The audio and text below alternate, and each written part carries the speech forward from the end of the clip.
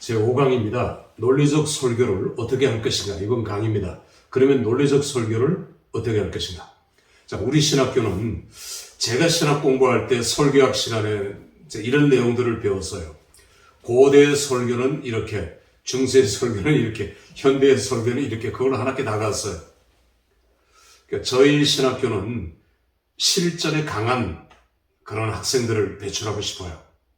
그러니까 설교학에도 제가 그래서 수사학적인 설교를 중심으로 수사학만 가르치는 것이 아니라 이걸 중심으로 개혁주의 설교를 우리가 어떻게 할 수 있을 것인가. 실전에 더 중점을 두었고요. 우리가 동계 계절학기 때는 실제로 설교를 할 수 있는 실전, 그리고 어드바이스하고 그걸 체크할 수 있는 여러 개의 문항으로, 수십 개의 문항으로 체크하는 체크리스트도 만들고, 그렇게 해서 실전 중심의 학문, 실전 중심의 학교로 만들어 나가려고 하는 것이 목적입니다. 그렇다고 학문이 절대로 떨어지는 건 아니에요. 자, 이번 시간에 그러면 우리가 어떻게 하면 수사학적인 설교를 잘할 수 있을 것인가? 첫째는 동의적인 반복이 필요합니다. 반복. 제가 지금까지 늘 잊혀지지 않고 잘 써먹는 것 중에 하나는 저는 CC 출신입니다. CC 출신이고 협동 강사도 했었는데, CCC에서 매년 여름에 이제 대형 집회가 열려요. 여름 수련회입니다. 그때 김정은 목사님이 비슷한 설교를 매년 하셔요. 첫 번째 설교입니다. 개강 설교. 거기에 참석한 사람들은 몇 년씩 참석했기 때문에 이제 어떤 반응, 내가 어떻게 피드백을 해야 될 것인가를 알아요. 목사님이 이렇게 유도하고 설교를 합니다. 그분은 참 탁월한 수사학자였어요. 지금 생각해 보면. 여러분 여기 왜 오셨습니까?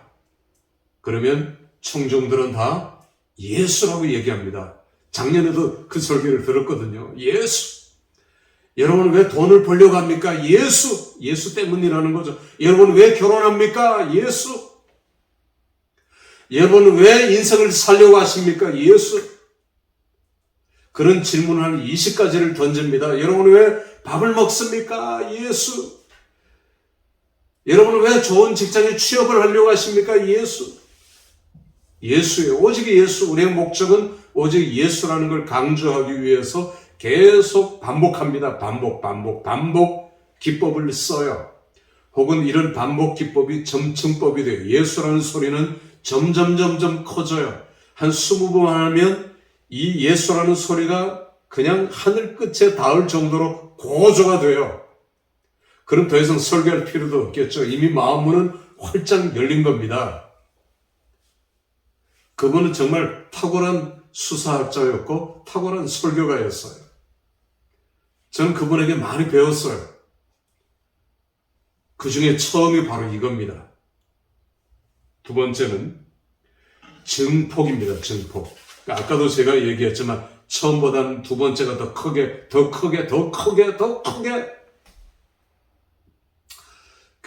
열왕기상 18장에 이제 17장 뒷부분에 가면 엘리야가 단을 쌓고 제단에 물을 붓고 하나님 앞에 간절히 기도하죠. 여호와가 하나님인 것을 이 백성들이 알게 하옵소서. 여호와가 하나님인 것을 이 백성들이 알게 하옵소서. 여호와가 하나님인 것을 이 백성들이 알게 하옵소서. 이 증폭이 필요해요. 반복의 증폭. 거룩. 그러니까 히브리어 헬라어는 최상급의 개념이 없어요. 문법이 없어요. 그냥 반복하는 겁니다. 진실로. 두 번, 세 번 반복하는 것이 최상급의 표현이에요. 그러니까 이런 최상급의 표현들이 필요합니다. 세 번째, 청중들을 칭찬할 때도 여러분들은 이 세상에 이런 교회가 어디 있습니까? 이런 성도들이 어디 있습니까? 이 칭찬이 필요한 거예요. 최상급이 필요한 겁니다. 최상급. 옆에 교회보다 낫습니다. 여러분은. 이게 아니라 이 도시에, 이 나라에 칭찬할 것들을 캐치해내야죠. 여러분들의 눈빛을 보니까 동태 눈깔 같습니다가 아니라 살아있습니다 말이에요. 이런 눈은 제가 일찍이 본 적이 없습니다. 그럼 교인들이 영적인 자부심을 느낄 거 아닙니까? 우리를 최고로 하고 내 눈이 막 빛난다고 광채가 난다고 하고 그러니 조는 사람이 있을 수 있겠어요? 거기에 메시지를 던지면 그야말로 스펀지에 물이 머금는 것과 같이 쫙쫙 빨아들이죠. 그냥 일반적인 설교를 하려고 하지 말고 수사학에다가 논리를 입혀라. 수사학에다가 이런 논리들을 입혀나가는 수사학적인 기법들입니다. 어떻게 수사학적인 설교를 할 것인가. 때로는 부정문을 먼저 사용하는 것도 가끔입니다. 가끔 필요합니다. 여러분 제가 시간이 남아 돌아서 지금 여기 와서 설교하는 거 아닙니다. 부정적인 게 때로는 맨 처음에 필요하죠. 이걸 자주 써먹으면 안 돼요. 그러니까 가끔은 필요합니다. 여러분이 시간이 많이 남아 돌아서 여기 온 것이 아닙니다. 다 동의하잖아요. 그렇잖아요. 우리가 시간을 땜질하기 위해서. 그런데도 성도들은 일반적인 설교 들으러 교회에 왔지만 설교 딱 시작하면 빨리 마쳤으면 혹은 설교를 시작하면 난 눈 감고 지금 세계 여행을 떠나요. 인천공항에 가서 비행기를 타고 일본 갔다가 전 세계를, 아니 그런 사람도 있습니다. 제가 한국 최고의 교회예요. 한국 제일 대표적인 장로교회 설교를 들으러 예배 참석한 적이 있었거든요. 뒤에 앉아 있었어요. 성도들의 동태를 살피는 게 제가 출석한 목적입니다. 그런데 놀랍게도요, 한국 최고의 설교자예요, 그분이. 그 설교를 듣는 사람들이 제 주위에 한 명도 없어요.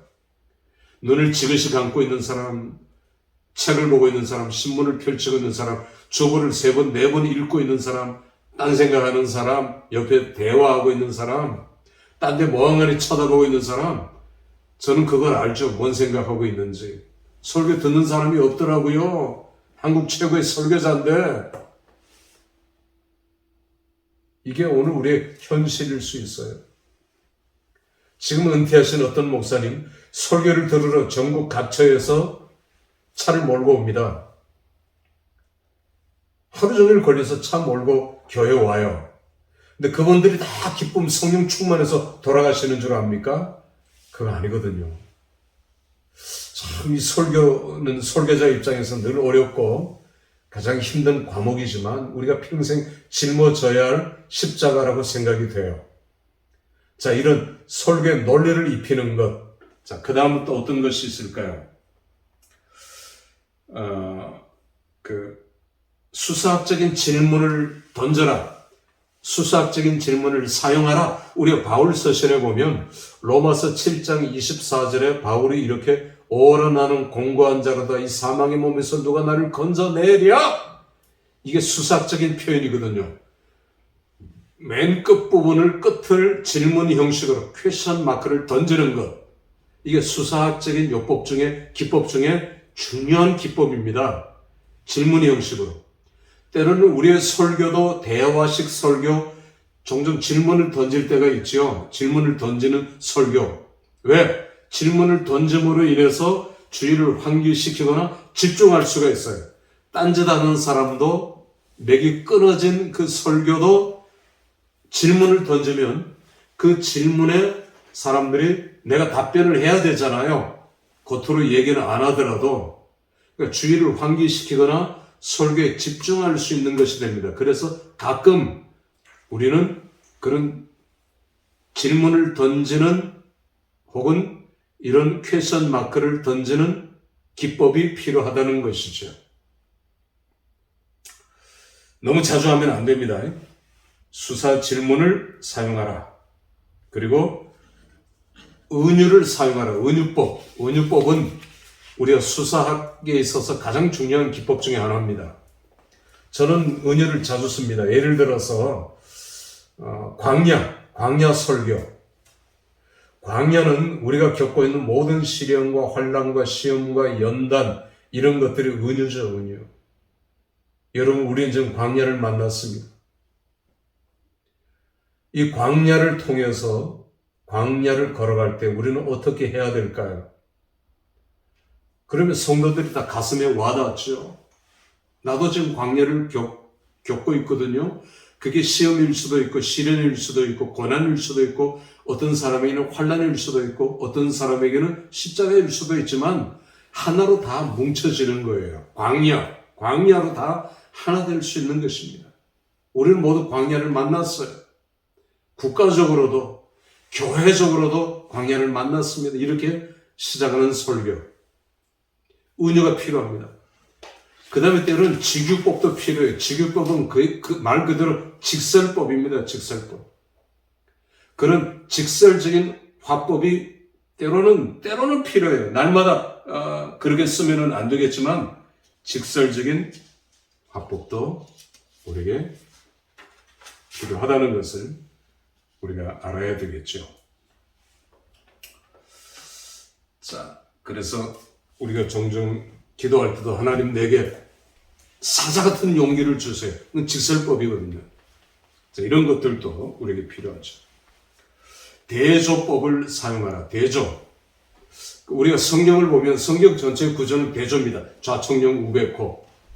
그러니까 좌우를 놓고 북이스라엘 남유다 천당 지옥. 이제 북이스라엘 왕조 남유다 왕조 다윗과 사울 얼마든지 많아요. 우리가 설교를 할 때도 이런 대조적인 설교를 한다면 청중들은 이쪽과 이쪽을 서로 비교하면서 들을 수 있을 것입니다. 자, 그 다음 우리라고 하는 개념을, 공동체 개념을 자주 사용해라. 여러분, 당신들, 이게 아니라 우리라고 하는, 그렇게 함으로써 하나가 되는 거죠. 그래서 우리 집사람, 이 한국의 정서적인 표현 아닙니까? 우리나라. 그러죠. 대한민국, 한국, 이것보다 얼마나 친숙합니까? 우리 교회. 자, 이런 표현들을 우리가 설교할 때 우리가 자주 써야 돼요. 자주 설교 가운데 집어넣어야 됩니다. 이런 표현들. 한번 여러분들이 직접 그렇게 도전해 보셔요. 자, 그 다음에 더 중요한 것은 말씀을 인용하라는 것입니다. 성경 말씀을 인용할 때 내가 더 힘이 나요. 성령 충만해져요. 우리가 성경에 설교할 때 자주 쓰는 성경 구절은 50개, 100개가 안 돼요. 여러분들이 주일학교를 제대로 다녔다면 성경 구절들을 100개 이상은 알고 있을 겁니다. 주일학교 다니지 않은 사람들은, 왜냐하면 주일학교 때는 매주마다 성경 암송하고 여절을 주거든요. 그게 참 주일학교의 중요한 경험이죠. 나중에 나이 들어서 예수를 믿고 목회자가 되고 하신 분들은 그런 면에서 약할 수 있지만 그거 하셔야 돼요. 성경 구절들을 늘 암송해야 되고 그걸 자주 내 설교에 인용해야 합니다. 그럴 때 듣는 사람도 더 힘이 나. 하나님 말씀은 살았고 운동력이 있어 자유의 날선 검과 같이 영과 혼과 및 관절과 골수를 찔러 쪼개기까지 하시며 그 말씀을 들을 때 그냥 나에게 와닿고 말씀이 나를 그냥 찌르고 폐부를 그냥 이런 치유 회복의 역사가 그 말씀 속에 나타나죠. 능력이 나타나고 드러나는 겁니다. 이렇게 성경 구절들을 자주 인용해야 돼요. 너무 많이 인용하면 오히려 역효과가 날 수 있지만 말씀들을 인용해야 되는 것입니다. 자주. 그리고 이런 것들을 내 노트에다가 내가 암송하고 있는 성경 구절들을 다 써놓을 필요가 있어요. 그리고 오늘 설교할 때 거기서 한두 개를 끄집어낼 수 있습니다. 또 자주 내가 성경을 인용해야 외울 수 있고요. 계속해서 이런 것들이 우리에게 꼭 필요해요. 그래서 여러분이 암송하고 있는 성경 구절들을 써보세요. 그리고 그걸 자주 인용하시란 말입니다. 그럴 때 나도 모르게 하나님의 말씀이 내 속에서 역사하는 겁니다. 자, 성경 말씀을 자주 인용해라. 그 다음에 반복하라. 다시 또 제가 얘기를 하고 싶습니다. 중요한 것은, 여러분 우리가 대화할 때도 중요한 것은 중요한 심부름을 시킬 때 2번, 3번 하잖아요. 우리가 3번 이렇게 할 필요는 없지만 반복은 필요해요. 그래서 서론에 얘기한 걸 마지막 결론에 우리는 또 얘기하는 것입니다. 이건 교인들이 잊어버리면 안 되는 중요한 것이니까. 자, 그 다음에 아까 부정문을 사용해라 했는데 긍정문을 사용하는 것이 부정문을 사용하는 것보다 더 많아야 됩니다. 여러분 지난 한 주간 얼마나 힘드셨습니까? 긍정문이잖아요. 여기까지 오시느라고 또 얼마나 힘드셨습니까? 교회 오는 거 여러분 절대 쉬운 거 아닙니다. 화장해야죠. 남자는 좋은 옷, 무슨 옷 입고 갈 고민해야죠. 차 운전해야죠. 톨비 나가야죠. 기름값 나가야죠. 교회 오는 거 쉬운 거 아닙니다. 얼마나 힘드셨습니까? 잘 오셨습니다. 이런 긍정의 설교가 반드시 필요한 겁니다. 잊어버리면 안 돼요. 이번 강의는 이렇게 마치겠습니다.